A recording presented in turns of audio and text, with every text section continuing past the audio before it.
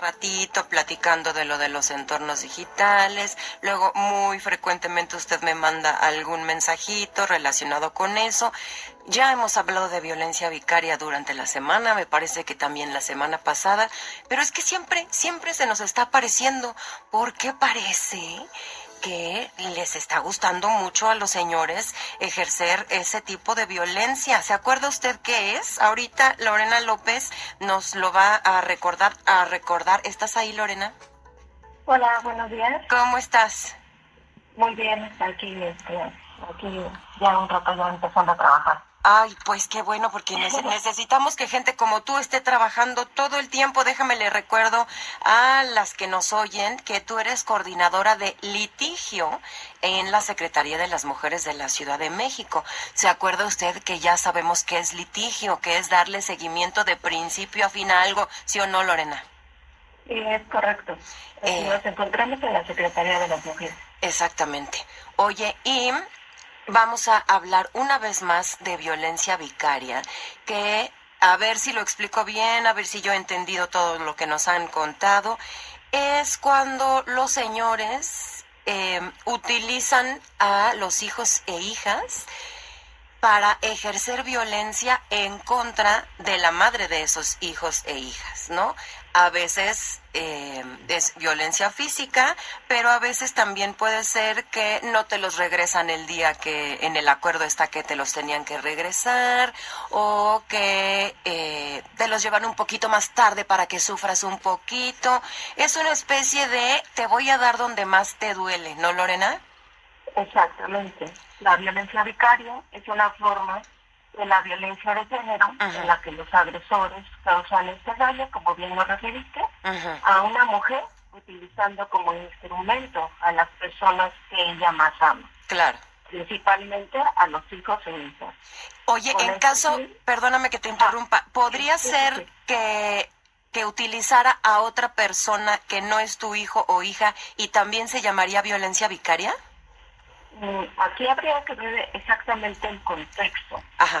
Para así especificar un concepto definido, porque muchas de las veces decimos, bueno, a lo mejor a mi padre o a mi madre, que de alguna forma existe algún soborno y por medio de ella, como sabe que es mi único familiar, tuviera esa posibilidad, pero sí habría que tener el contexto bien definido para poder bien definir si es una violencia familiar, si es una violencia vicaria o en qué términos se tendría que estar.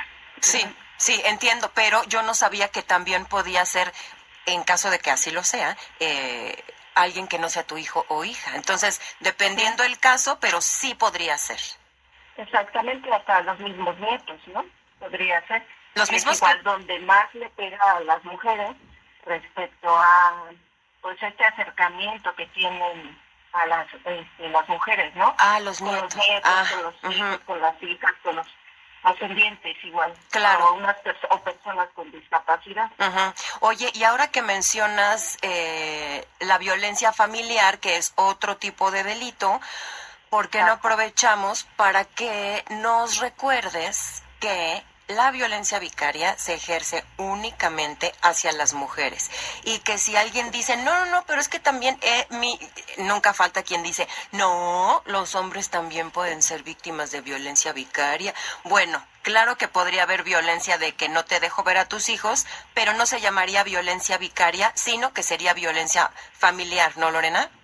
Exactamente. Lo que pasa es que hay como que esta parte que se ha generado esta mala publicidad respecto a la violencia vicaria. Efectivamente, como lo mencionas, la violencia vicaria es solamente para las mujeres.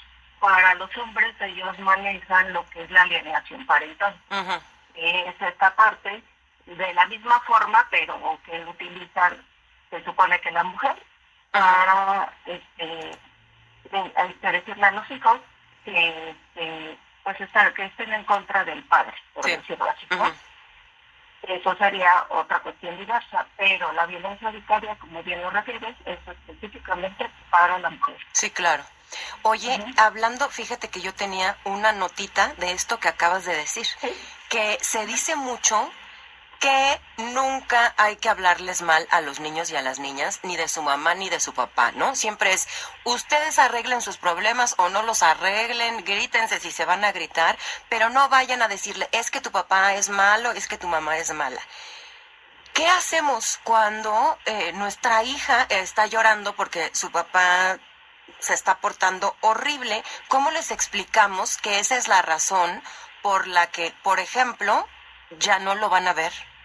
Le decimos, ¿es que tu papá se está portando mal? ¿O qué nos pueden recomendar ustedes? Para tener el contexto bien definido de respecto a esa situación que viven los niños, en unas visitas y convivencias, es algo real, ¿no? Y aquí hacen manipulaciones respecto a lo con los niños, diciéndole, tu mamá es mala, tu mamá, por su culpa de tu mamá ya no los veo, no se empiezan a culpar a la mamá referente a esta separación, cuando de fondo existe tal vez una violencia familiar ya de años, y de esta forma ya la mamá pudo salir de esto, pero a raíz de eso todavía existe este sometimiento, ¿no?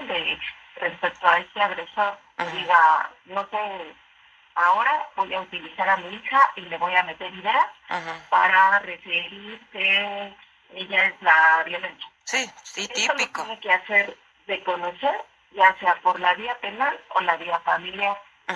La vía familiar ya existe ahora en el Código Nacional de Procedimientos Civiles y Familiares, esta figura también que es de la violencia vicaria. Ahí también se podría tomar esta parte haciendo alusión a estos juzgadores, que existe esta manipulación, este tipo de situaciones con los hijos, para que estas visitas y convivencias que se den en el SECOFAM, que sean de manera supervisada y que no sean de manera abierta, toda vez de que existen estos antecedentes, ya sea de una violencia familiar, ya sea de estas manipulaciones en contra de los hijos, porque lamentablemente estamos dejando descubierta esta parte de igual el interés superior de los niños, que aún así decimos, la violencia va en contra de la mujer, sí, pero también está generando una violencia en contra de los hijos. Claro. Oye, ¿y estas visitas supervisadas, si es que ese es el término, por ejemplo, si el señor empieza ahí a decirle, no, es que tu mamá, acuérdate que es bien mala y no sé qué, ¿alguien puede decir, señor, le recuerdo que esas cosas no se le dicen a la niña? Sí, porque dentro del SECOFAM existen como observadores. Ellos están al pendiente viendo cómo se lleva a cabo esta convivencia. Y esta convivencia cómo se lleva a cabo, y ahí referente ya ellos pueden referir hacen como ¿cómo se podrá decir? Como no dictamen, sino como un registro. Cómo acudió el menor, de qué forma se llevó a cabo esta convivencia, si hubo este contacto bueno por parte del padre, o si nada más llegó el padre por cumplir y a lo mejor con el teléfono y el hijo jugando con otros niños y no se dio esa interacción. Claro. Entonces todo eso se ve. Claro. Oye, de esto que me dices se me desprenden dos preguntas. Me acabas de decir de una legislación federal en donde ya aparece lo de la violencia vicaria. Y el Código Nacional en materia familiar. Código Nacional en materia familiar. Código Nacional de Procedimientos Civiles y Familiares. Ay, Dios mío, procedimientos civiles y familiares. Civiles y familiares. Oye, pero de todos modos, si no me equivoco, cada estado tiene su propia legislación en materia de derecho familiar, pero sí hay elementos comunes, ¿no? Pero en casos concretos podrían variar. No, porque precisamente se hizo esta reforma para pasar al Código Nacional, para que todas las legislaciones se unifiquen y se vean respecto a este Código Nacional de Procedimientos. Ya está homologado eso, entonces. Exactamente. Ok. Esta homologación. Perfecto.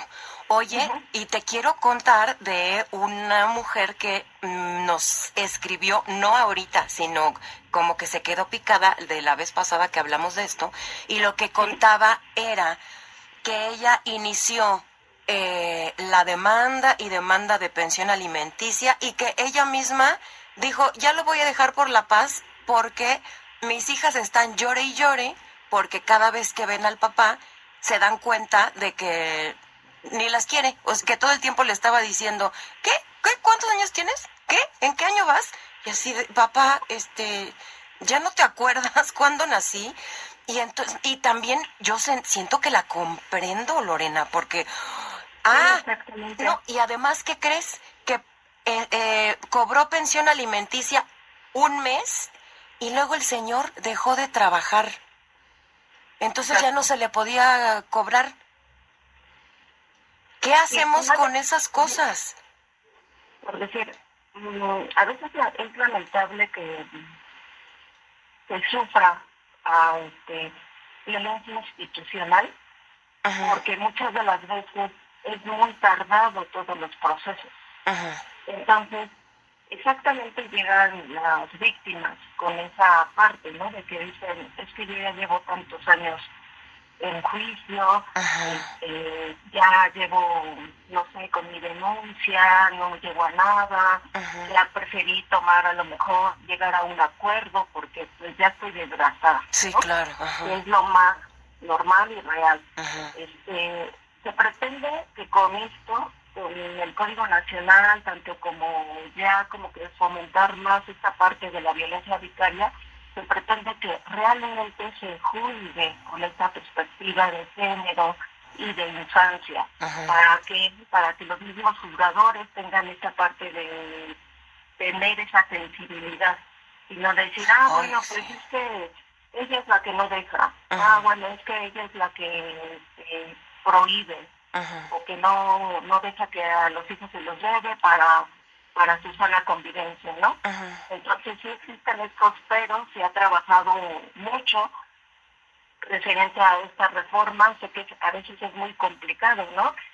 Tener la habilidad de ciertos juicios. Sí. No depende tanto a veces del abogado, sino de la pérdida de trabajo, tanto de fiscalías como de juzgados. Muchas situaciones que pues lamentablemente a falta de personal, lamentablemente existe en México, ¿no? Pero pues sí, eso no deja de lado que pues sí las víctimas pues sí opten por tener esta parte de decir, opto por un convenio, y ni modo, ¿no? Me aguanto. Ha llegado, ha sucedido, hemos tenido casos de violencia vicaria y a veces impulsamos la carpeta de investigación, pero a veces lamentablemente optan por hacer acuerdos en juzgados, cuando pues decimos, bueno, aquí en la Secretaría de las Mujeres lo que nos interesa es llegar a una sentencia, lo que nos interesa llegar a eso, ¿no? Porque esa es nuestra, pues nuestra encomienda, por decirlo así. Sí. Entonces, lamentablemente, pues no todos lo ven de esa forma. Oye, y entonces, no pasar pensión es también parte de la violencia vicaria. Es parte de la violencia vicaria, el de que hoy te doy, mañana no, o decir, bueno, me fijaron una pensión, no sé, de 3,000 pesos mensuales, pero pues yo ya me salí del trabajo y digo que gano 1,000. Entonces, como que esa limitación.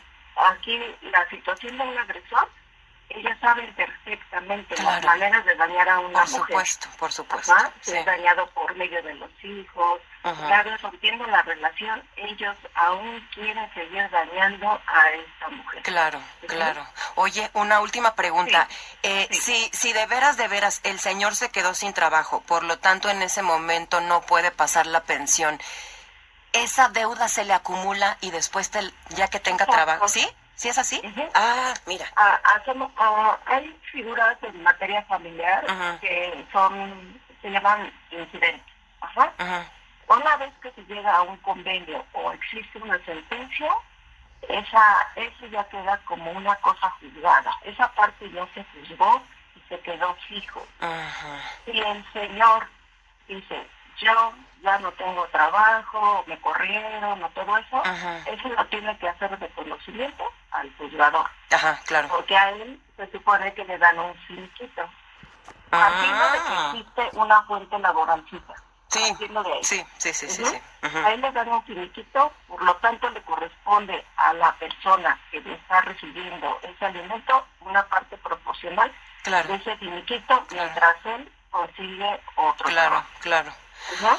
Obviamente esto a veces lo hacen maliciosamente, ¿no? Sí, claro. Yo me salgo y tú, a ver cómo te las arreglas, ¿no? Sí, claro. Y el jefe es mi compadre, y le voy a decir que diga que ya no trabajo ahí. Ay, en fin, ya me tengo que ir, Lorena. Baje la cuota, ¿no? O sea, por decir, yo gano 3,000 y que gano 1,000. Exactamente. Entonces, ya me voy, ya me están haciendo señas. Lorena López, muchas gracias. Y pues vuelve pronto, que ya ves que hoy, lamentablemente de esto hay muchísimas dudas. Hablamos de muchos tipos de violencia, pero cuando hablamos de violencia vicaria, todas tienen algo que decir o que preguntar. Qué horror, ¿no?